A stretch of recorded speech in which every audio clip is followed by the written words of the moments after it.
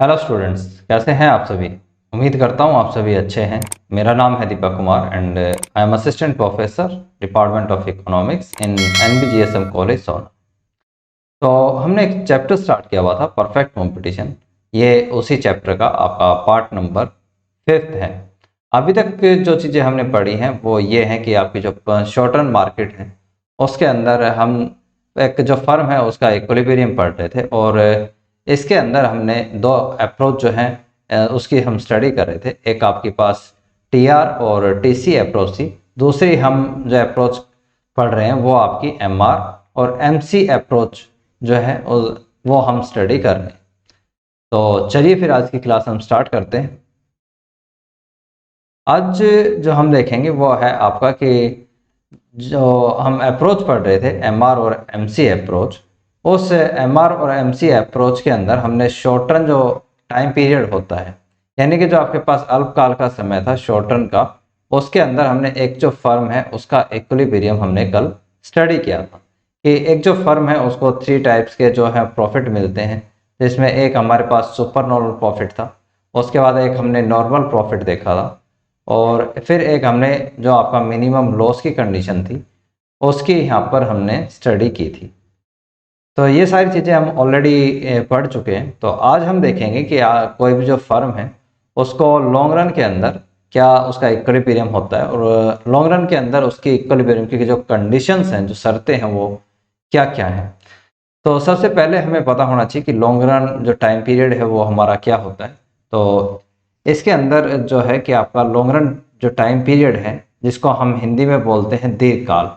तो दीर्घकाल क्या है, आपका एक लंबा टाइम पीरियड होता है कि अराउंड हम इसको कह सकते हैं कि 10 to 20 ईयर या मोर देन 20 ईयर, 10 साल 20 साल से ज़्यादा का समय होता है। और कोई भी जो फर्म है उसके पास इनफ टाइम होता है कि वो अपनी सप्लाई के अंदर चेंज कर सकती है, यानी कि जो वो गुड्स बनाती है, जिसका वो प्रोडक्शन करती है, उसके अंदर वो इनफ चेंज जो है वो कर सकती है। कि अगर मार्केट के अंदर जो है डिमांड किसी गुड्स की वो इंक्रीज होती है तो उस कंडीशन में वो अपनी सप्लाई को भी जो है वो इंक्रीज कर सकती है। तो एक ये लंबा टाइम पीरियड हम कह सकते हैं कि आपके पास होता है। तो इसके अंदर जो है फर्म जो है वो इजीली प्रॉफिट अर्न करती है, लेकिन जो लॉन्ग टर्म पीरियड होता है इसके अंदर एक जो फर्म है वो नॉर्मल प्रॉफिट अर्न करती है, यानी कि आपका जो सामान्य लाभ है उसे प्राप्त फर्म करती है। अब ये सामान्य लाभ क्यों प्राप्त करती है, क्योंकि देखिए जब लंबा टाइम पीरियड होता है और कोई भी जो फर्म है वो मार्केट के अंदर एंट्री भी कर सकती है और मार्केट को जो एग्जिट करके भी जा सकती है, यानी कि मार्केट में कभी भी आ सकती है और कभी भी जा सकती है। ये एक लंबा टाइम पीरियड फर्म का होता है, इसलिए ऐसा होता है। तो इसके अंदर अगर हम बात करें कि आपका जो लॉन्ग टर्म पीरियड है उसके अंदर जो फर्म है उसका इक्विलिब्रियम कहाँ पर होता है, तो जैसे हमने दो कंडीशन कल पढ़ी थी शॉर्ट टर्म के अंदर, वही कंडीशन यहाँ पे भी अप्लाई आपकी होती है। कि पहली कंडीशन तो आपकी क्या है कि जो आपके पास एमआर कर्व है वो आपका इक्वल होगा किसके, एमसी कर्व के। यानी कि यहाँ पर जब हम बात करेंगे तो यहाँ पे जो एमसी है, यानी कि जो आपकी सीमांत लागत है, इस सीमांत लागत को हम पढ़ेंगे जो लॉन्ग रन टाइम पीरियड है उसके अंदर एलएमसी, यानी कि long run marginal cost curve, यानी कि इसको हम हिंदी में बोलते हैं दीर्घकालीन सीमांत लागत वक्र। तो दीर्घकालीन जो सीमांत लागत है ये आपकी इक्वल होनी चाहिए किसके, मार्जिनल रिवेन्यू के। सेकंड कंडीशन क्या है कि जो आपके पास एलएमसी होता है, यानी कि long run marginal cost curve, ये कट करेगा, cut MR curve from below. तो ये कंडीशन जो है वो आपकी लॉन्ग रन के अंदर जो है वहाँ पर भी फुलफिल होनी चाहिए। इन सारी कंडीशंस की हम डिटेल में डिस्कशन ऑलरेडी कर चुके हैं कल की क्लास में। तो अगर अभी तक आपने कल की क्लास जो है वो नहीं देखी है तो आप पहले कल की क्लास देख लें, उसके बाद ये क्लास देखें तो आपको अच्छे से चीज़ें समझ में आएंगी। तो एक तो हमारे पास कंडीशन होती है ये। जब हम बात करते हैं नॉर्मल प्रॉफिट की, तो नॉर्मल प्रॉफिट क्यों होते हैं वो हम देखते हैं कि एक जो फर्म है वो लॉन्ग रन के अंदर नॉर्मल प्रॉफिट ही क्यों अर्न करती है, यानी कि सामान्य लाभ ही वो क्यों अर्न करती है। देखिए ये इस कंडीशन को हम ऐसे समझ सकते हैं कि मान लीजिए कि आपके पास ऐसा टाइम पीरियड है जब कोई भी जो फर्म है वो सुपर नॉर्मल प्रॉफिट जो है वो अभी अर्न कर रही है, यानी सुपर नॉर्मल प्रॉफिट उसको मिल रहे हैं। तो ऐसी कंडीशन के अंदर जब हम बात कर रहे हैं लॉन्ग रन की, तो इस प्रॉफिट को देखते हुए कि जो फर्में हैं ऑलरेडी बहुत ज़्यादा प्रॉफिट अर्न कर रही हैं, तो मार्केट के अंदर क्या होगा, न्यू फर्म्स जो हैं वो एंट्री कर जाएंगी, नई फर्में जो है वो बाजार के अंदर आ जाती हैं। तो ऐसी कंडीशन के अंदर जो गुड्स है उसकी सप्लाई जो है वो ऑटोमेटिकली बढ़ जाएगी, और जब सप्लाई आपकी इंक्रीज होती है किसी भी गुड्स की, तो ऑटोमेटिकली जो उसके प्राइस हैं वो प्राइस क्या हो जाएंगे, कम हो जाते हैं। और प्राइस के कम होने के साथ साथ जो फर्म है उसके प्रॉफिट भी क्या होते हैं, यहाँ पर कम हो जाते हैं। तो जो आपके प्रॉफिट है वो आपके कहाँ पर पहुंच जाते हैं लॉन्ग रन के अंदर, नॉर्मल प्रॉफिट के अंदर। ये आप इसको अगर डायग्राम की फॉर्म में देखें तो आपका कुछ डायग्राम इस तरीके का होता है कि यहाँ पर हम जो आपका आउटपुट लेवल है उसको ले सकते हैं, और ये आपके पास प्राइस लेवल होता है। हमें पता है कि जो आपके पास प्राइस का डिटर्मिनेशन होता है वो आपके जहाँ पर डिमांड और सप्लाई एक दूसरे को इंटरसेक्ट करते हैं, यानी कि एक दूसरे के इक्वल होते हैं, उस पॉइंट के ऊपर हम कहते हैं कि आपका जो क्वांटिटी और जो प्राइस है उसका डिटर्मिनेशन आपके पास होता है। जैसे यहाँ पर हमने आपका जो प्राइस है वो ओपी प्राइस उसका डिटर्मिनेशन कर लिया, और जो क्वांटिटी है यहाँ पर वो आपकी ओक्यू क्वांटिटी हम ले रहे हैं।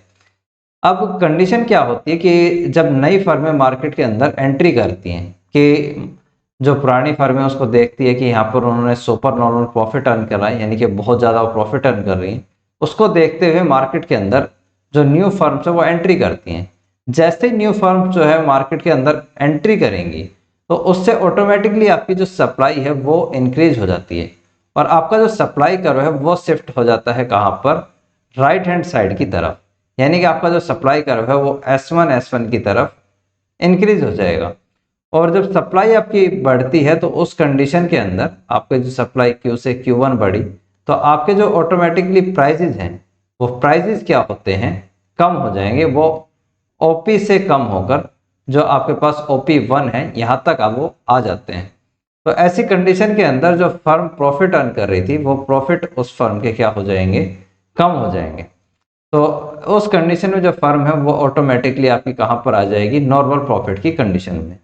तो एक सिचुएशन तो हमारे सामने आती है ये। दूसरी कंडीशन इसकी क्या है, अपोजिट कंडीशन हो सकती है। अपोजिट कंडीशन क्या है कि मान लीजिए कोई जो फर्म है उसको मिनिमम लॉस वो बियर कर रही है। जब ये मिनिमम लॉस बियर करती है तो ऐसी कंडीशन के अंदर कुछ फर्में ऐसी होती हैं जो आपकी स्मॉल फर्म्स होती हैं, यानी कि छोटी फर्में जो है वो मार्केट के अंदर काम कर रही होती हैं। तो अगर उन फर्मों को लॉस होते हैं तो वो क्या करती हैं, मार्केट को एग्जिट कर जाती हैं, मार्केट को छोड़कर चली जाती हैं। जब वो मार्केट को छोड़ के जाएंगी तो ऐसी कंडीशन के अंदर जो सप्लाई है वो ऑटोमेटिकली गुड्स की क्या हो जाएगी, कम हो जाएगी। और जैसे ही आपकी सप्लाई कम होती है ऑटोमेटिकली जो गुड्स के प्राइस हैं वो इंक्रीज हो जाएंगे, और जो फर्में लॉस बियर कर रही थी वो लॉस को छोड़कर वो नॉर्मल प्रॉफिट की तरफ जो है वो वापस से आ जाती हैं।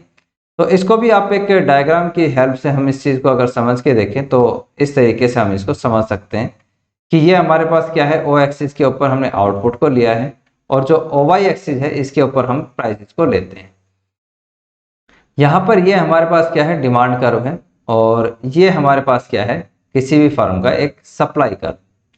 यहाँ पर ऑटोमेटिकली आपके पास क्या है, ओपी आपके पास प्राइस का डिटर्मिनेशन होता है, और जो आपके पास क्वांटिटी है वो ओक्यू क्वांटिटी हमारे पास होती है। तो जैसे कुछ फर्में मार्केट को छोड़ के जाएंगी, क्योंकि अगर लॉस हो रहा है उन्हें तो मार्केट को छोड़ के जाएंगी, तो आपका जो सप्लाई कर्व है वो सप्लाई कर्व आपका क्या है, शिफ्ट हो जाता है ऊपर की तरफ। यानी कि जो गुड्स की आपकी सप्लाई है वो ऑटोमेटिकली कम हो जाएगी, कहाँ पर, OQ1 के ऊपर। कहाँ से, OQ से। और ऐसी कंडीशन के अंदर जो प्राइजेस हैं वो प्राइजेस आपके बढ़कर कहाँ पर चले जाएंगे, OP1। तो इस कंडीशन में आपके जो प्राइस हैं वो बढ़ जाएंगे, और जो फर्म है उनको प्रॉफिट होने स्टार्ट हो जाते हैं, और जो मार्केट के अंदर फर्में बचती हैं वो नॉर्मल प्रॉफिट अर्न करना स्टार्ट कर देती हैं। तो ये हमारी दो कंडीशन होती हैं जब कोई भी जो फर्म है उसको लॉन्ग रन के अंदर नॉर्मल प्रॉफिट वो अर्न करती है, यानी कि दीर्घकाल के अंदर वो सामान्य लाभ प्राप्त करती हैं। इसके बाद एक जो सेकंड कंडीशन आती है वो ये है कि आपकी जो कोई भी जो फर्म है लॉन्ग रन के अंदर, वो जो LAC होता है हमारे पास, यानी कि इसको हम बोलते हैं कि आपका जो long run average cost curve होता है LAC, जिसको हम हिंदी में बोलते हैं दीर्घकालीन औसत लागत वक्र, औसत लागत हम इसको कहते हैं। तो इसका मतलब क्या है कि जो भी आपकी फर्म है वो दीर्घकाल के अंदर जो LAC है इसके मिनिमम पॉइंट यानी कि इसके जो सबसे निचला जो बिंदु है वहां पर उत्पादन करती है। इसका मीनिंग क्या है कि जैसे अगर जब हमने लास्ट सेमेस्टर में कॉस्ट का चैप्टर पढ़ा था तो वहां पर हमने LAC के बारे में पढ़ा था कि आपका जो LAC कर्व है उसकी शेप ऐसे यू टाइप की होती है, जिसको हम बोलते हैं LAC, long run average cost curve. इसका ये जो पॉइंट है, जब इस पॉइंट को अगर हम ए नाम दे दें तो जो ये ए पॉइंट है ये इसका सबसे मिनिमम पॉइंट है कि यहाँ पर जो आपकी एवरेज कॉस्ट होती है वो सबसे कम होती है। तो इस ए पॉइंट के ऊपर ही जो है कोई भी जो फर्म है वो अपना प्रोडक्शन इस पॉइंट के ऊपर ही करेगी, इससे ऊपर या नीचे वो प्रोडक्शन नहीं करती। ना तो आपके अगर इस पॉइंट को हम नाम दे बी तो ना तो यहाँ पर प्रोडक्शन करना पसंद करती है और ना ही आपका जो सी पॉइंट है इसके ऊपर। फर्म जो है अपना मिनिमम लेवल जो है उसका एवरेज कॉस्ट कर्व का वहां पर वो प्रोडक्शन करेगी।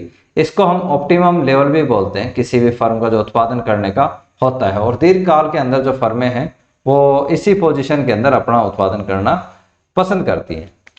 तो अगर हम बात करें इसकी इक्विलिब्रियम की कंडीशन की, तो एक जो फर्म है उसका इक्विलिब्रियम कहाँ पर होता है, तो उसकी कंडीशन क्या है कि आपका जहाँ पर SMC यानी कि short run margin cost curve equal होता है किसके, LMC के यानी कि long run margin cost curve के, और ये आपका इक्वल होता है किसके, मार्जिनल रिवेन्यू के, और साथ में ये आपका इक्वल होता है किसके, एवरेज रिवेन्यू के, यानी कि आपके पास जो औसत आय है उसके।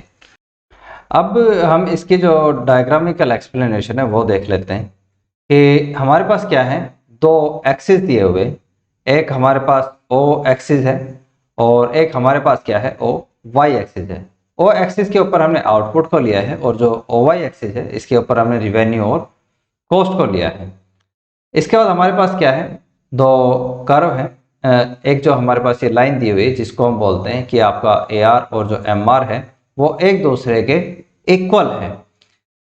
ये हमारे पास क्या है, इसको हम बोलते हैं LMC यानी कि long run marginal cost curve, जो कि आपका जो E पॉइंट है इस E पॉइंट के ऊपर ये दोनों कंडीशन को पूरा करता है कि आपकी जो फर्स्ट कंडीशन है E पॉइंट के ऊपर इक्विलिब्रियम की, वो क्या है कि आपके पास LMC,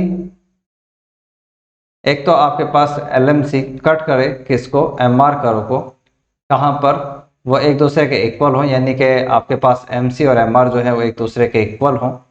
और जो सेकंड कंडीशन है वो ये है कि आपकी जो LMC कर्व है वो आपका MR कर्व को कट करे फ्रॉम बिलो, यानी कि वो आपका नीचे से कट करना चाहिए किसको, मार्जिनल रिवेन्यू कर्व को। तो यहाँ पर आपकी क्या है, दोनों कंडीशन पूरी हो जाती है कि एक तो आपका जो LMC इक्वल है किसके, MR कर्व के, और जो दूसरा आपका LMC है वो आपका कट कर रहा है MR कर्व को बिलो से। सेकंड जो है इसके अंदर हमारे पास ये एक SMC कर्व है यानी कि short term margin cost curve.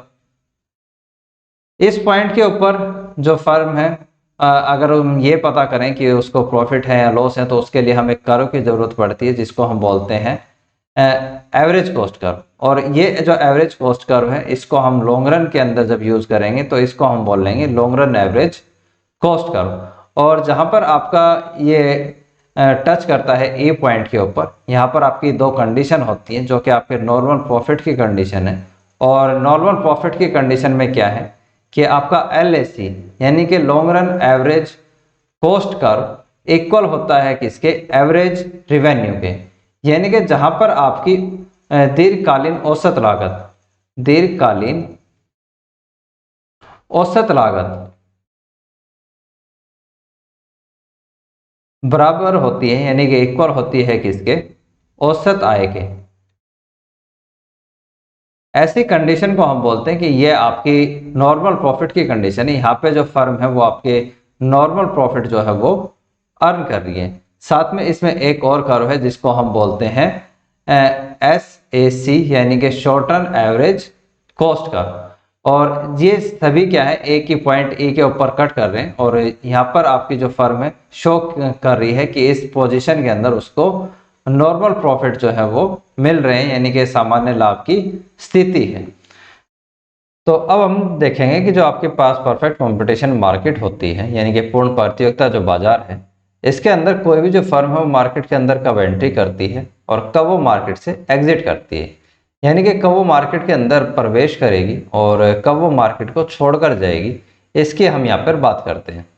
देखिए, जब हमने परफेक्ट कंपटीशन मार्केट का हमारा चैप्टर स्टार्ट किया था तो उस क्लास के अंदर हमने बात करी थी परफेक्ट कंपटीशन मार्केट जो है उसके फीचर्स की।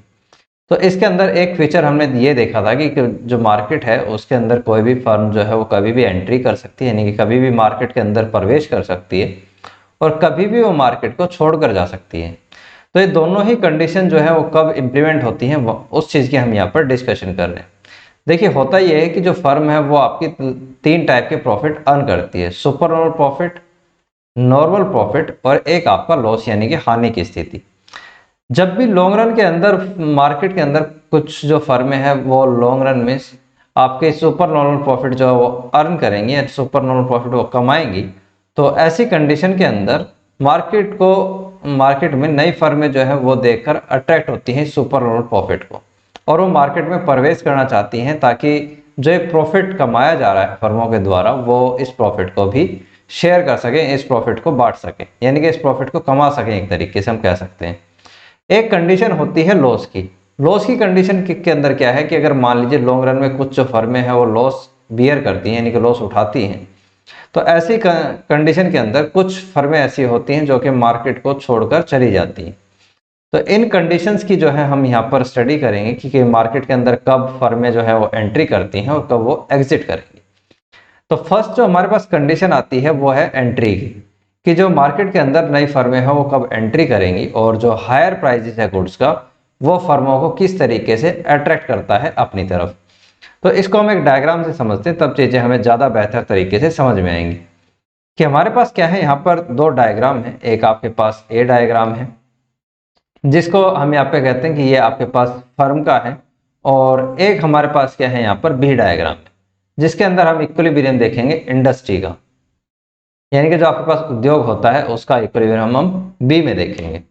तो हमारे पास यहाँ पे क्या है, 2 एक्सिस है, एक आपके पास ओ एक्सिस है और एक हमारे पास क्या है, ओ वाई एक्सिस है। ओ एक्सिस के ऊपर हमने आउटपुट को लिया है और जो ओ वाई एक्सिस है इसके ऊपर हमने रिवेन्यू, कॉस्ट और प्राइजेस को लिया है। उसके बाद हमारे पास एक जो बी डायग्राम है उसमें एक्स एक्सिस और वाई एक्सिस है। ओ एक्सिस के ऊपर हमने आउटपुट को लिया है और जो ओ वाई एक्सिस है उसके ऊपर हमने प्राइजेस को लिया है।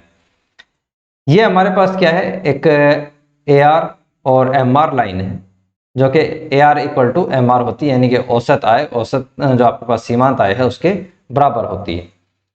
ये हमारे पास क्या है, एक एम सी कर्व है जो कि आपका कट करता है एम आर कर्व को उसके ए पॉइंट के ऊपर, और यहाँ पर आपकी जो इक्विलिब्रियम की कंडीशन है वो फुलफिल हो जाती है कि कोई भी जो फर्म है उसका इक्विलिब्रियम होता है कि जहाँ पर M R equal to M C हो, और दूसरी जो है M C curve cut M R from below, कि वो आपके जो बिलो है यानी कि नीचे से कट करे किसको, एम आर कर्व को। तो दोनों कंडीशन यहाँ पे इक्विलिब्रियम की पूरी हो जाती है।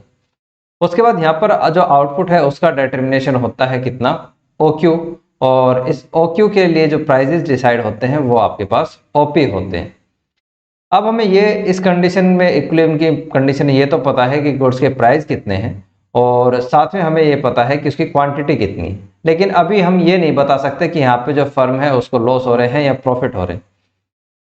तो अगर हमें एक फर्म का जो लॉस या प्रॉफिट निकालना है तो उसके लिए हमें ज़रूरी है कि यहाँ पर हमें एवरेज कॉस्ट का पता हो, यानी कि औसत लागत का पता हो।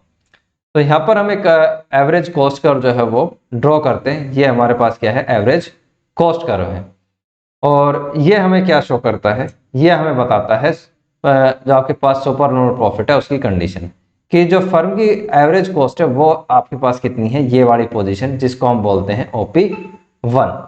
इस OP1 की जो कंडीशन है उसके अंदर ये जो डॉटेड पार्ट हमारे पास है, ये डॉटेड पार्ट जो है हमें दिखाता है किस चीज को, सुपर नॉर्मल प्रॉफिट को। क्यों? क्योंकि यहाँ पे जो आपकी एवरेज रिवेन्यू है वो ग्रेटर देन है किससे, एवरेज कॉस्ट से। तो ये कंडीशन हमारी किसकी है, सुपर नॉर्मल प्रॉफिट की कंडीशन है। तो एक अभी तक जो कंडीशन है वो हमारे पास ये है कि इस प्रॉफिट को देख के मार्केट में किस तरीके से नई फर्में आती हैं और उसका इक्विलिब्रियम के ऊपर क्या इफेक्ट पड़ता है वो हम यहाँ पर देखेंगे, और किस तरीके से जो फर्म है वो लॉन्ग रन के अंदर एक नॉर्मल जो प्रॉफिट है यानी कि सामान्य लाभ की जो स्थिति है वो किस तरीके से आएगी उसकी हम यहाँ पर स्टडी करेंगे। तो बी डायग्राम के अंदर अगर हम देखें तो ये हमारे पास क्या है, एक डिमांड कर्व है जिसको हम बोलते हैं डीडी डिमांड कर्व। ये हमारे पास क्या है, एक डीडी डिमांड कर्व है। एसएस एक हमारे पास सप्लाई कर्व है जो कि एक दूसरे को कट करते हैं किस, ए पॉइंट के ऊपर। और इस ए पॉइंट के ऊपर जो फर्म है, जो इंडस्ट्री है उसका इक्विलिब्रियम होता है। यहाँ पर आपकी क्वांटिटी जो डिटर्मिनेशन होता है वो OQ होता है और प्राइसेस जो है वो आपके पास कितने हैं, OP। तो ये डिसीजन यहाँ पर हो गया। अब क्योंकि यहाँ पर हमें पता है कि मार्केट के अंदर जो फर्में हैं वो सुपर नॉर्मल प्रॉफिट अर्न कर रही हैं, इस सुपर नॉर्मल प्रॉफिट को देखते हुए मार्केट के अंदर आती हैं कुछ न्यू फर्म्स। और जब नई फर्में मार्केट के अंदर एंट्री करती हैं यानी कि प्रवेश करती हैं, जो नई फर्में हैं वो, तो आपके पास जो ओवरऑल जो सप्लाई कर्व है वो आपका हो जाएगा शिफ्ट, और जो आपके पास सप्लाई कर्व है वो बन जाता है अब S1 S1। यानी कि जो आपके पास मार्केट थी उसके अंदर अब आपके गुड्स की जो सप्लाई है वो इंक्रीज हो गई, यानी कि यहाँ पर जो आपके पास सामान की पूर्ति थी वो पूर्ति आपकी क्या हो गई, बढ़ गई। जब किसी भी मार्केट के अंदर डिमांड आपकी सेम रहे और सप्लाई आपकी इंक्रीज हो जाए तो इसका इफेक्ट पड़ता है कि उसकी कीमत के ऊपर, यानी कि उसके जो प्राइसेस हैं उसके ऊपर, और जो प्राइसेस हैं यहाँ पे गुड्स के वो क्या हो जाते हैं, डाउन। तो यहाँ पर जो आपका इक्विलिब्रियम है, अब जो नया इक्विलिब्रियम आता है इंडस्ट्री के अंदर वो आता है इवन पॉइंट के ऊपर। और ये जो इवन पॉइंट है यहाँ पर जो है आपकी क्वांटिटी जो है उसका डिटर्मिनेशन होता है OQ के ऊपर, और प्राइसेस आपके क्या हो जाते हैं, कम। प्राइसेस आपके पास OP से कम होकर कितने हो जाते हैं, OP1। तो ये कंडीशन है, और ये कंडीशन आपकी जो फर्म है उसके अंदर कहां पर शो होती है, ये वाली, कि यहाँ पर अब आपके पास जो AR कर्व है यानी कि जो फर्म की एवरेज रिवेन्यू है वो भी कम हो जाती है, और जो मार्जिनल रिवेन्यू है वो भी आपकी कम होकर कहां पर आ जाती है, MR1 के ऊपर। यानी कि आपकी जो ये जो इक्विलिब्रियम की कंडीशन थी ये आपकी क्या हो गई, पहले से कम हो गई, यानी कि आपके जो प्राइसेस थे वो OP से कम होकर कहां पर आ गए, OP1 पर। और इस कंडीशन के ऊपर आप एक चीज नोटिस करेंगे कि आपका जो इक्विलिब्रियम का पॉइंट था वो E से डाउन होकर कहां चला जाता है, E1 के ऊपर। और जो फर्म की क्वांटिटी है उसका उत्पादन भी क्या है, वो कम हो जाता है। तो ऐसी कंडीशन के अंदर अब हुआ क्या है कि जो आपके पास एवरेज कॉस्ट है वो आपके पास इक्वल होती है किसके, एवरेज रिवेन्यू के। और जहां पर आपकी AR और जो आपके पास AC है वो एक दूसरे के इक्वल होती है, तो ये कंडीशन है आपकी नॉर्मल प्रॉफिट की, यानी कि सामान्य लाभ की स्थिति हम इसको बोलते हैं। तो ऐसी कंडीशन जो है वो आपकी ये होती है कि जब मार्केट के अंदर नई फर्में आती हैं तो लॉन्ग रन के अंदर कोई भी जो फर्म है उसको नॉर्मल प्रॉफिट जो है वो मिलते हैं। तो ये कंडीशन है एंट्री की जब मार्केट के अंदर नई फर्में आती हैं।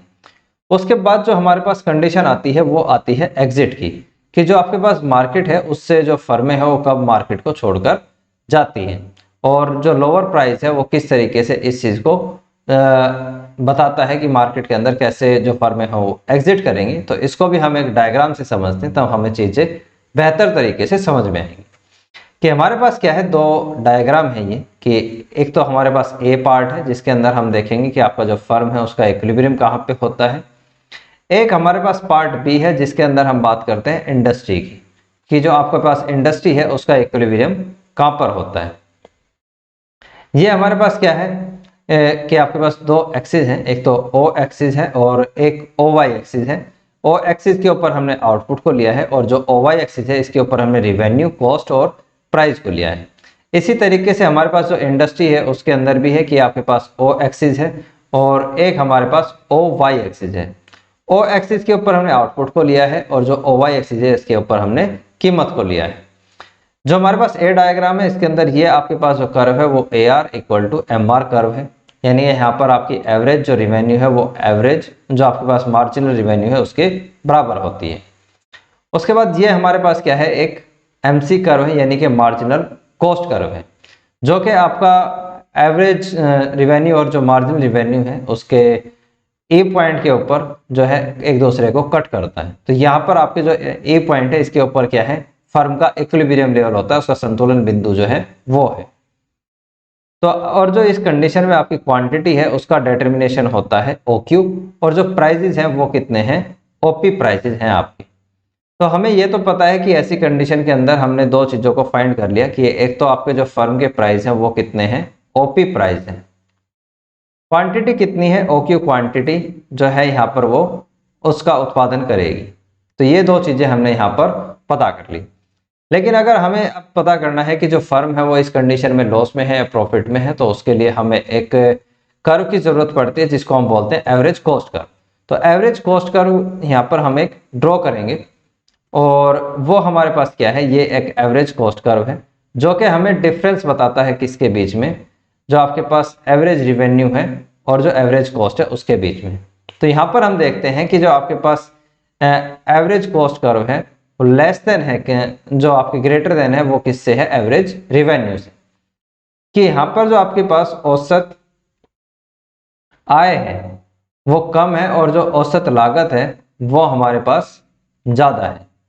तो ये कंडीशन जो है वो आपको हानि की कंडीशन है, यानी कि आपके पास जो लॉस की कंडीशन है उसको बताती है। और इसमें लॉस कितना पार्ट है, जो आपके पास ये पार्ट है, यानी कि आपके पास ये एवरेज वेरिएबल कॉस्ट का कर्व है, और ये हमारे पास क्या है कि ये आपके पास जो पार्ट है जिसको हम बोलते हैं, ये वाला जो डॉटेड पार्ट है जिसको हमने रेड पार्ट से डिनोट किया है, इसको हम बोलते हैं कि ये आपके पास एक लॉस का पार्ट है। और इस लॉस के पार्ट में आपके पास जो कितना है कि ये आपके पास जो कॉस्ट है वो है आपके पास OP1।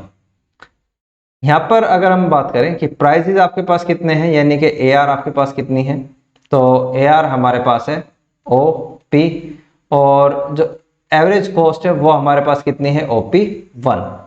तो आपके पास जो OP है वो लेस देन है किससे, OP1 से, यानी कि ये आपके पास जो है वो लॉस की कंडीशन है। तो हमने जो ये पार्ट यहाँ पे, अगर मैं इसका कलर चेंज करूं, तो ये जो आपके पास ग्रीन वाला पार्ट है, ये जो आपके पास पार्ट है ये हमें शो करता है लॉस को, कि ये हमारे पास लॉस की कंडीशन है। और इस लॉस की कंडीशन का इफेक्ट क्या होता है वो हम देखते हैं कि अब आपका जो इक्विलिब्रियम है वो इंडस्ट्री के अंदर हम देखते हैं, और इंडस्ट्री के अंदर हमारे पास जो रेड लाइन है, इस रेड लाइन से हमें जो शो होता है वो आपके पास डिमांड, और ये हमारे पास DD क्या है, इसका डिमांड कर्व है। और इस DD डिमांड कर्व के साथ में ये हमारे पास क्या है, इसका सप्लाई कर्व है। तो आपके पास जो इंडस्ट्री है इसके अंदर आपका पास जो ए पॉइंट है, इस ए पॉइंट के ऊपर क्या है, इंडस्ट्री का इक्विलिब्रियम पॉइंट होता है, जहां पर आपकी डिमांड इक्वल है किसके, सप्लाई के। इसके अंदर जो आपके पास अगर हम बात करें इंडस्ट्री की, तो आपके पास जो क्वांटिटी है वो OQ होती है, और जो आपके पास प्राइजेस होते हैं वो OP प्राइसेस का जो है यहाँ पर डिटर्मिनेशन हो जाता है। अब कंडीशन क्या है हमारे पास कि जो इंडस्ट्री है उस इंडस्ट्री के अंदर लॉस की कंडीशन है, ये तो हमें पता है कि यहाँ पर हमने लॉस जो है वो निकाल लिया था, एक फर्म जो है हमारी उसका। तो जब लॉस की कंडीशन होती है तो इस लॉस की कंडीशन के अंदर मार्केट से कुछ फर्में ऐसी होती हैं जो मार्केट को छोड़ के जाना चाहती है, मार्केट से एग्जिट कर जाती है, यानी कि मार्केट को छोड़ के चली जाएंगी। जब मार्केट से कुछ फर्में छोड़कर जाएंगी तो इसका इफेक्ट पड़ता है सप्लाई के ऊपर, यानी कि जो उत्पादन होता है उसके ऊपर इसका इफेक्ट पड़ेगा। और जो फर्में हैं वो इस कंडीशन में क्या होती हैं कि वो जो है जब मार्केट को छोड़ के जाएंगी तो उससे उत्पादन क्या है, उत्पादन में कमी होती है, यानी कि आपका जो प्रोडक्शन है उसके अंदर कमी होती है, और आपकी जो सप्लाई है वो क्या हो जाएगी, कम हो जाएगी। तो आपके पास जो सप्लाई कर्व है वो आपका शिफ्ट हो जाता है इंडस्ट्री के अंदर S1 और S1 के ऊपर। तो ऐसी कंडीशन में जो इक्विलिब्रियम पॉइंट है वो आपका क्या हो गया, ए से शिफ्ट होकर और A1 के ऊपर आ गया। तो जो आपकी इंडस्ट्री है उसके अंदर जो अब प्राइसेस का लेवल है वो क्या हो जाएगा, ऊपर चला जाएगा और जो क्वांटिटी है वो आपकी कम हो जाएगी। क्योंकि देखिए जो होता क्या है कि अगर आपके पास डिमांड सेम रहे और सप्लाई अगर कम हो जाती है तो ऐसी कंडीशन के अंदर जो वस्तु की कीमत है, जो प्राइसेस है, वो ऊपर चले जाते हैं। तो ऐसी कंडीशन में जब आपके प्राइसेस ऊपर गए तो जो आपकी फर्में हैं, क्योंकि वो प्राइस टेकर होती, तो ऐसी कंडीशन में जो आपके पास AR कर्व है वो ऊपर की तरफ शिफ्ट हो जाएगा और जो आपके पास MR कर्व है वो AR कर्व के साथ ऊपर की तरफ शिफ्ट हो जाएगा और ये नया जो कर्व बनता है वो आपके पास बनता है AR1 और MR1, जो कि एक दूसरे के इक्वल हैं। तो ऐसी जो कंडीशन है उसके अंदर आपका जो फर्म है उसका इक्विलिब्रियम कहाँ पर आ जाता है, वो आपके पास आ जाता है इस E1 पॉइंट के ऊपर। और जो ये E1 बिंदु है ये आपके पास क्या शो करता है कि यहाँ पर जो आपके पास कंडीशन है वो ये है कि आपके पास AR और जो AC है वो एक दूसरे के क्या है, इक्वल है। और जहां पर ये एक दूसरे के इक्वल होते हैं वहां पर जो फर्म है उसको नॉर्मल प्रॉफिट जो है वो मिल जाते हैं। तो यहाँ पर ये कंडीशन जो है वो नो लॉस नो प्रॉफिट की कंडीशन है, सामान्य लाभ की स्थिति ये होती है। तो जो फर्म मार्केट को छोड़ के जाएंगे उससे सप्लाई कम होती है और सप्लाई कम होने से जो प्राइजेस हैं वो बढ़ जाते हैं और प्राइजेस जब बढ़ते हैं तो वो आपके पास एवरेज कॉस्ट के बराबर हो जाते हैं। तो ऐसी कंडीशन को हम कहते हैं कि ये आपके पास सामान्य लाभ की कंडीशन होती है। तो इस तरीके से जो फर्म है वो मार्केट्स को एग्जिट जो है वो कर जाती हैं। तो ये थी आज की हमारी क्लास और जो भी आपके पास वैल्यूएबल सजेशंस हैं आपके, वो हमें कमेंट बॉक्स में ज़रूर बताएं ताकि जो वीडियो की क्वालिटी है वो इम्प्रूव की जा सके और आपको बेहतर क्लासेस इकोनॉमिक्स की प्रोवाइड की जा सके। तो thank you so much for watching, have a nice day.